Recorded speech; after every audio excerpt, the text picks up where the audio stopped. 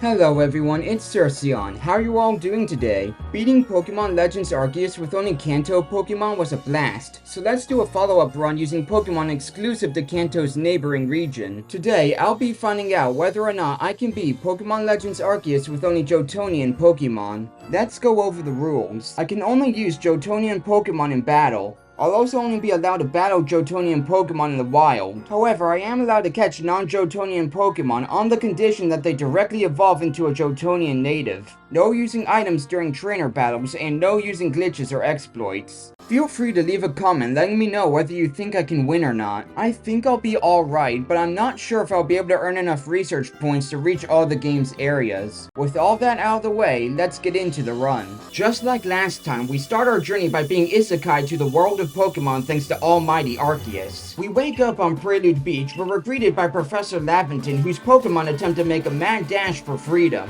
After picking up our newly transformed Arcphone, we help the hapless professor procure his runaway Pokemon, who offers to take us to Jubilife Village on the condition we help him complete Hisui's first ever Pokédex. We get the standard meet and greet from all the pals we've come to know and love, before being tasked with catching a Bidoof, Starly, and Shinx the following day in order to prove our worth to the village. Laventon lovingly decides to aid our endeavors by allowing us to take one of the 3 Pokemon we caught the prior day, which just so happens to include a Johtonian Pokemon. This means we can start the run straight off the Zubat after resetting our Cyndaquil until it had a modest nature. I named said Cyndaquil Firaga before heading to the front gate to challenge Volo. Firaga takes his Togepi out after 3 quick attacks, with the Coronet traveling to the Obsidian Fieldlands immediately afterwards. Once there, we quickly scoop up our desired targets, which does mean our challenge is technically over since all these Pokemon are non-Johtonian natives. But we already know it's not possible to beat Legends Arceus with a single region restriction thanks to Dusclops and Dialga. So let's just carry on with the challenge and see if we're able to go the distance. Upon returning to Jubilife Village, we're handed a Survey Corps uniform from Captain Celine, who orders us to put it on before speaking to the commander. After swiftly swapping into our new apparel, we head back to the Galaxy Hall where Captain Celine hands us a cap to finish our fit. We then go upstairs to speak with Commander Komodo, who forces us to undergo the Galaxy team's initiation ritual.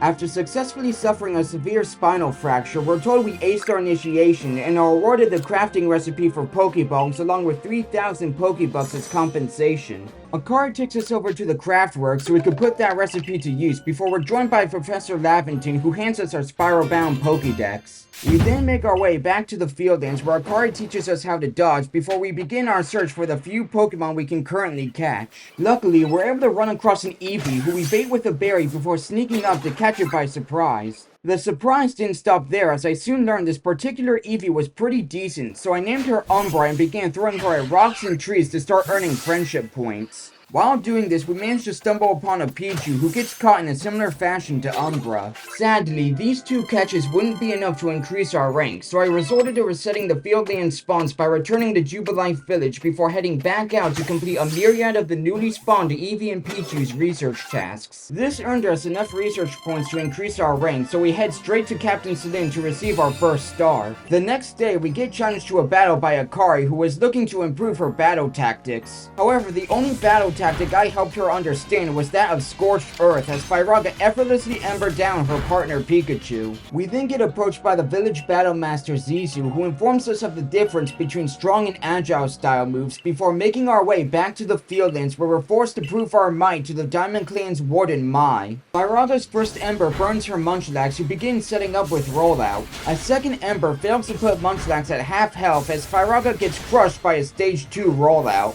Luckily, the burn damage is putting in work, but it's sadly not enough as Mai's Munchlax is barely able to survive my team's onslaught with a sliver of health.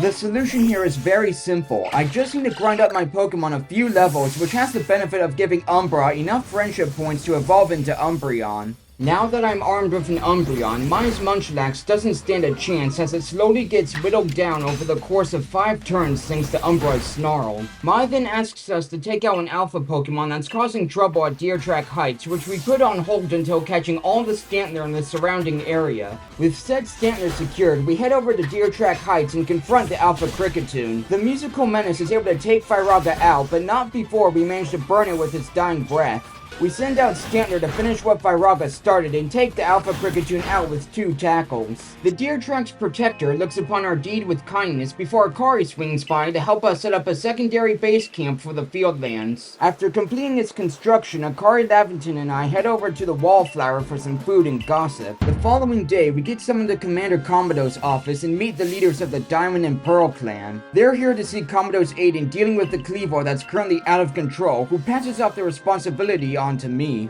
After brainstorming with the crew downstairs, it's decided I should head over to the Grand Tree Arena to speak to Kleavor's warden, Leon. However, the Pipsqueak prodigy refuses to allow me within 30 feet of Kleavor and sticks his gruesome Goomy on us in an attempt to dissuade our efforts. Umbra ends up being more than a match for his drippy dragon, whose bubbles barely do anything to our tanky evolution. In the wake of his humbling defeat, Leon tells us that not even an offering of Kleavor's favorite foods can snap their forest lord out of its frenzy. We took that information away for the time being before sprinting across the Heartwood with the intention of catching every single Scyther in sight. Unfortunately, none of the Scythers had a good nature. However, a Pichu I came across ended up having pretty good potential, so I named her Dara and added her to my team. We then went to tell Laventon about the information we acquired, who ended up concluding that the best way to pacify Kleavor was to pelt it with its favorite foods. Before we can tell Leon about our flawless strategy, Mai took us over the Deer Track Heights, where she taught us how to summon Weirdeer with a weird flute Adamant gave us. We received the Mind Plate from the kind Caribou before trekking across the Fieldlands with the sole desire of obtaining a strong Stantler and Scyther. We end up catching a total of 8 Stantler and 23 Scyther before securing our top tier specimens. The first was this Adamant Stantler I named Boo, and second was an Adamant Scyther with really good EVs that I named Reiner. With my catching quest concluded, I made my way over to the Grand Tree Arena where Irda intended to battle us to prove whether or not we had a strong bond with our Pokemon. Firaga's able to take her Glaceon below half health with an Ember before being blitzed by Glaceon's quick combo. I sent out my own evolution in response, who shattered the frail Fennec with a snarl. Irda then reluctantly prepared some soothing bombs before we readied ourselves to face the frenzied Lord of the Woods. The battle ends up being laughably simple. As long as we sit close to the walls of Kleavor's arena, the crazed bug will continuously stun itself after every one of our successful dodges. After succeeding in quelling Kleavor's rampage, the benevolent bug gives us the insect plate before we go to Laventon to tell him the good news. He informs us that our catching spree sadly failed to yield us enough research points to increase our rank before escorting us back to Jubilite Village, where Commander Komodo gave us a pat on the back for a job well done. We meet Arezu the following morning, who's here to ask Commander Komodo for assistance with an Ursaluna that's rampaging in the Crimson Mirelands. Once again, Commander Komodo chooses to push the responsibility onto me, even though I'm not even a high enough rank to access the Mirelands. To remedy this, I trek back to the Fieldlands in order to dual task completing both Cyndaquil's and Stantler's research tasks. This big brain move pays off when I encounter a random Alpha Stantler who's able to spawn thanks to Kleavor's pacification. Better yet, this Alpha Stantler is far stronger than my normal Stantler, so I say bye bye boo and hello to Carrie. It takes a couple hours, during which I'm reminded that Golbats also start spawning now, but I finally managed to fill out most of Firaga's research tasks before evolving him into Quilava. I then head over to Professor Laventon for the moment of truth and barely manage to scrape up enough research points to increase my rank thanks to the completed entry bonus. We then make a beeline straight over to Captain Celine to receive our second star before blitzing an unsuspecting Akari with Carrie so we can head on over to the new area. Once there, we head towards the Salacion ruins where Warden Kalaba calls us out for bullying Kleavor before telling us to get lost. Volo then approaches us asking for another battle, which turns into more of a cathartic beatdown for the pain I know he'll be inflicting upon me later. He then tells us Kalaba is grumpy because a trio of bandits stole a fragment of the ruins wall before pointing us in the direction of their campsite. Upon our arrival, we get accosted by the treacherous trio of thieves who call themselves the Misfortune Sisters before the youngest sister Coin decides to take us on. That decision would immediately come to bite her in the Arceus as Carrie quickly takes out her Toxicroak with a quad-effective Psyshield Bash. Coin dejectedly hands over the ruins wall fragment, which we gave to Warden Kalaba, who decided we may not be as bad as she once thought. She then asks us to help Tucker Ursaluna out so she can give it some medicine to remedy its madness. We confront the Berserk Bear at the Sludge Mound, who gets into a heated back and forth with our formidable Umbra. Unfortunately, Umbra eventually goes down after taking Ursaluna to below half health, but Carrie comes in to finish the job with 3 bulldozers. Kleavor then administers some Toxicon to the near-unconscious Ursaluna, which sets it straight before teaching us how to summon it with our Celestica flute. Our newfound friend gives us the Earth Plate before we head back to Professor Laventon, who informs us of an unknown that's been hitching a ride on our back. When we return to Jubilife Village, we find out from Adamant that Arceus been hiding the fact that their noble Lilligant is currently on a rampage. Commander Commodore orders us to figure out why, but I decide to delay that order and instead wait for a space-time distortion to spawn in the Fieldlands. This turned out to be an excellent decision, as I was able to find quite a few new Pokemon I was able to catch, those being Sneasel, Ursaring, Onix, and the rare Steelix, which will thankfully save me from having to buy an extra metal coat from the Merit Point shop. We quickly find Arceus upon returning to the Mirelands thanks to Ursaluna, who tells us she sprained her ankle while gathering the ingredients required to make some bombs for Lilligant. Warden Kleavor then comes over to give Arceus first aid before Adamant swings by to take the bombs over to the Brave Arena. Before going over to the Brave Arena ourselves, we make sure to explore every nook and cranny of the Mirelands to acquire as many of the new Pokemon as we possibly can. We started off by catching an absolute wagon load of Yanma and Teddiursa, which we baited with berries, before having a space-time distortion spawn directly on top of my character. This has never happened to me before, so I used this amazing opportunity to catch a Porygon and a Heracross from the distortion's confines. However, the craziness doesn't end there, because as soon as the distortion cleared, I encountered a full-odd shiny Geodude. I have no idea what the odds of both of these events happening back-to-back are, but regardless, just like the Kricketot in my Kanto-only playthrough, I'm electing to catch this shiny off of merit alone. It won't be used in battle, and I'll do my best to make sure it never acquires a completed research entry. With that out of the way, I continue my trek across the Mirelands and catch an unknown, the Flying Togetic, a Togepi I baited with some berries, and Murkrow, who just like Yanma and Teddiursa, I make sure to catch as many as I possibly can. There are also some Golbat in the area, so I caught a few of those before heading towards the Brave Arena to dance with the Lady of the Ridge. Every one of her attacks are blatantly telegraphed, so it's easy to dodge accordingly before punishing her after she collapses from exhaustion. After successfully subduing the Dancer's Delirium, she hands us the Metal Plate as a token of appreciation before we head back to base camp, where Laventon lets us know that we just barely managed to earn enough research points to increase our rank.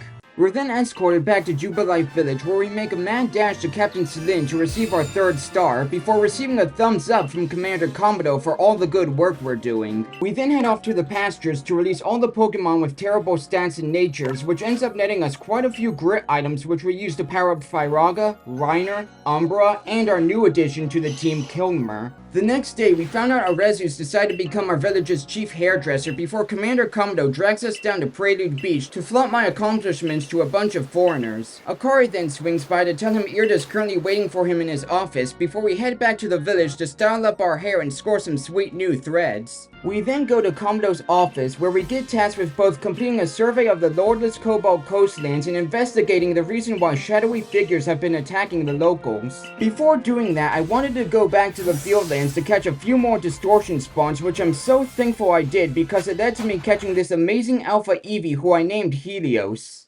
While waiting for the distortions to spawn, I decided to pass the time by filling out Quillava's research tasks, similarly to what I'd done with Cyndaquil's. It took the better part of an hour, but once it was done, I chose to hold off on Firaga's evolution indefinitely, because Hisuian variants are not allowed in these challenges unless I say otherwise. Knowing I would be in desperate need of more research points further down the line, I decided to repeat the process by filling out Umbra's research tasks. It takes about an hour and a half thanks to our Evolution 70 Agile style moves requirement, which gave us more than enough time to max out Helios' friendship. After finally filling out most of Umbra's research tasks, we head back to our base camp to set the time to day before evolving Helios into Espeon, and Kilmer into Crobat, who also gained enough friendship points to evolve during this irksome excursion. We receive a nice chunk of research points for our endeavors before making our way for the Cobalt Coastlands, where we're told to find a man named Iskin in order to secure a means of sailing to Firespit Island. Irda halts us in our tracks, demanding a rematch, which Firaga was more than happy to oblige.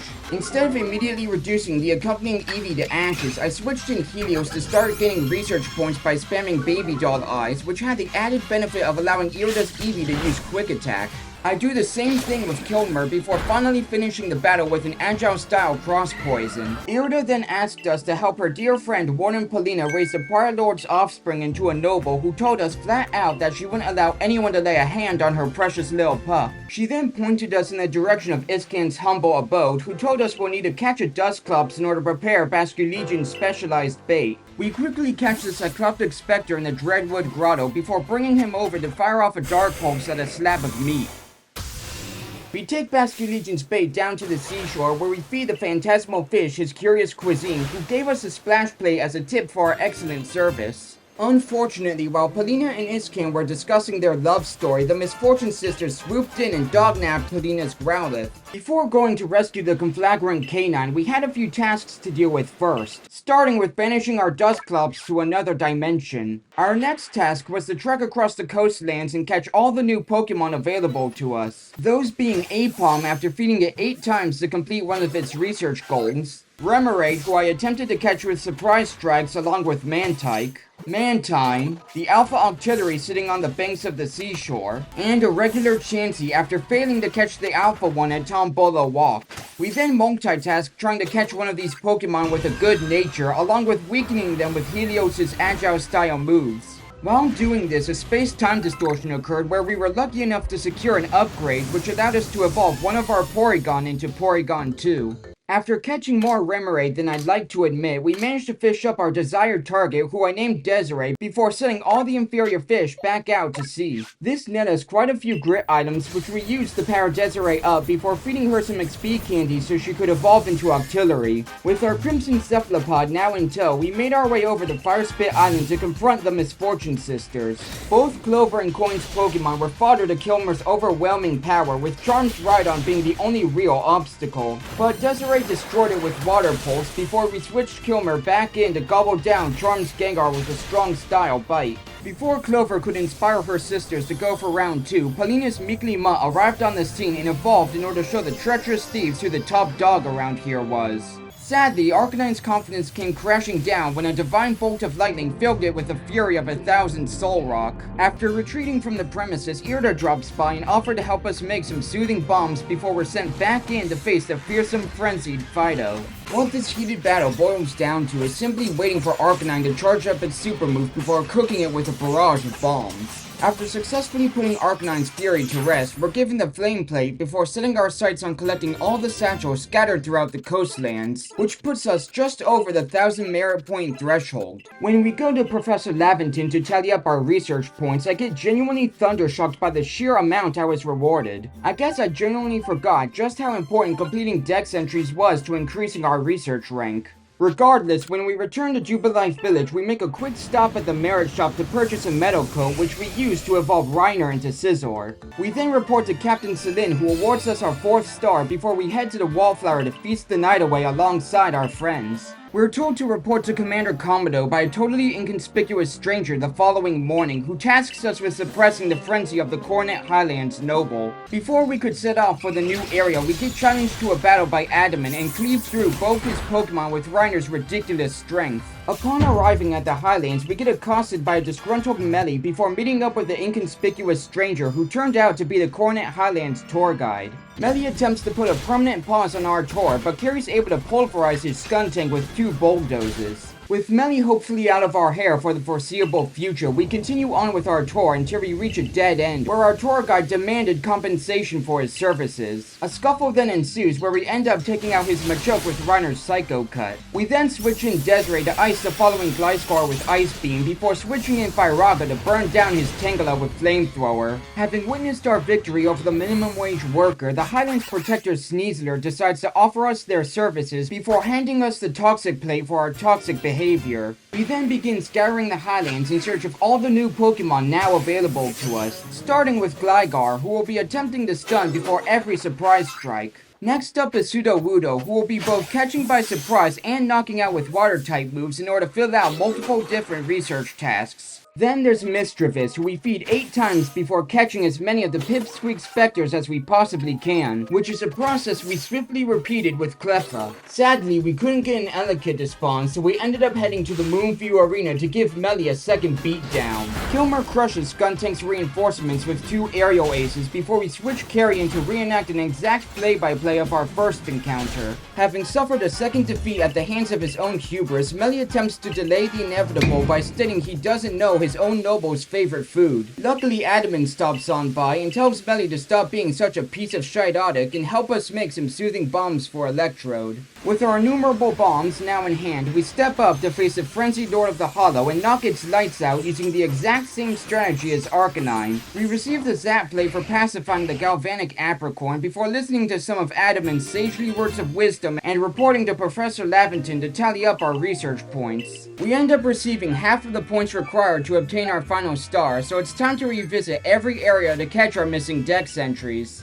We start by catching the Alpha Blissey in the Obsidian Fieldlands, followed by a Magby in the Cobalt Coastlands after feeding it 10 times for its research task. We yet again fail to find an Elekid in the Highlands, but end up doing so many research tasks while we're here that we end up reaching our goal by accident. Intentional or not, we make a beeline straight to Captain Celin's office to receive our 5th star, thus fulfilling the sole requirement to beat the game. Commander Komodo tasks us with confronting the final frenzied noble the following day, which Akari decides can wait until after we've had one final battle. Reiner really wanted to explore the Icelands, however, so we blitzed Akari's entire team while nearly getting taken out ourselves in the process. With Akari thoroughly trounced, we head over to the Alabaster Icelands where Adamant and Irida direct us towards Avalugg's legacy. Once there, we meet Irida's teacher, Garrick, who decides chit-chat is for chumps and resorts to battling us to prove our worth. We swiftly mail both his Arctic companions with Fyraga's flamethrower before being told we'll need a chunk of eternal ice to make some soothing bombs for Avalugg. Luckily, Sabi just happened to swing on by with the only means for us to obtain said item, and after playing her little game of hide and seek, we're led into Snow Point Temple where we're forced to face Sabi's elite evolutions. I lead with Carrie to immediately take out Electivire with Bulldoze before switching Desiree in to watch Sabi's remaining Pokemon with 2 uses of Water Pulse. We then head up to the temple's roof where Sabi's brave Braviary decides it also wants to go at me and is quickly shown why that was such a terrible decision. With the toot of our flute, we're able to connect the audacious avian's heart to our own, who then gives us a sky plate before gliding us down to Avalugg's legacy where we score a chunk of eternal ice. We give the eternal ice to Garrick, who tells us to head to the Ice Peak Arena once we're ready to face his clan's Tundral Terror before trekking across the Icelands to catch the few new Pokemon available to us. They're not necessary to catch, considering we're already able to beat the game as is, but I still strive to catch them just in case they prove useful for my battle with Volo. Once Swinub, Paliswine, and Elekid are caught, we make our way to the Ice Peak Arena where we ready ourselves to face the Colossal Lord of the Tundra. Dealing with Avalugg's simple 4-phase loop is pretty much child's play once you know the order of each of its attacks, and in no time we're able to put an end to the Tundral Terror's rampage. Avalugg grants us the Icicle plate for restoring it to its chill demeanor before Irida is forced to calm down a delirious Garrick. Adamant and Sabi join the party shortly afterwards, and after saying that everything will be alright as long as we're around, a calamity doesn't immediately ensue. Mostly because we still have one last order of business to complete before triggering the apocalypse. We return to Jubilife Village where we enlist the help of our Johtonian labor force in order to fully upgrade the village's farm and thus allowing us to begin growing mints. Once I had my desired mints, I switched a Togepi I named Saber from a calm nature to a bold nature, and an Ursaring I named Megaraz from a serious nature to an adamant nature. After pummeling a few Blissey in the Icelands and chucking Saber at a concerning amount of geodes, we're able to evolve her into Togetic before heading back to Jubilife Village to learn and master a few new moves from Sisu. With our preparations now complete, we report to Commander Komodo, who tells us he's looking forward to the perfectly peaceful day we'll all be having tomorrow.